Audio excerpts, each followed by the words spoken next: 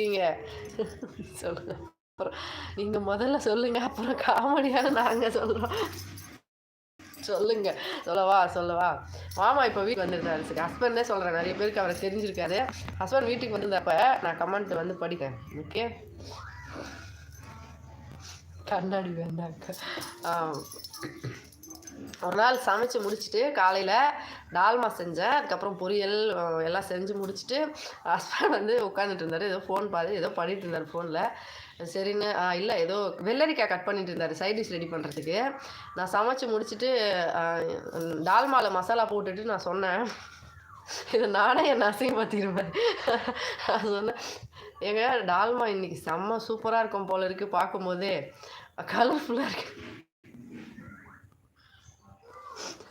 கலர்ஃபுல்லாக இருக்குது, அதோட பார்க்குறதுக்கும் சரியாக இருக்குது, வாசனையும் சூப்பராக இருக்குது, செம்ம டால்மாங்க. இது வரைக்கும் நீங்கள் இந்த மாதிரி ஒரு டால்மா சாப்பிட்டே இருக்க மாட்டீங்க, இதுக்கு மேலேயும் சாப்பிட முடியாது அப்படின்னு சொன்னேன். அவரும் கம்முனே இருந்தார் கொஞ்ச நேரம். நான் என்னங்க, நான் எவ்வளோ பெருமையாக என்னை பற்றி நானே, நீங்கள் பேசலைனாலும் பரவாயில்ல, என்னை பற்றி நானே பெருமையாக பேசிகிட்டு இருக்கேன். ஒரு ஆமாம் சரி இல்லை ஆமாம் நல்லாயிருக்கும் போல் ஏதாவது ஒன்று சொல்லலாம்ல, அந்த பக்கம் என்ன பண்ணிகிட்ருக்கீங்க அப்படின்னு கேட்டேன். இல்லை, இது வரைக்கும் சாப்பிட்டதில்லைன்னு சொன்னேன். ஓகே, இதுக்கு மேலேயும் சாப்பிட மாட்டேன்னா உண்மையிலேயே உனக்கு நம்பிக்கை இல்லை, அதே மாதிரி டால்மா இன்னொரு நாள் செய்வேன்னு சொல்லி.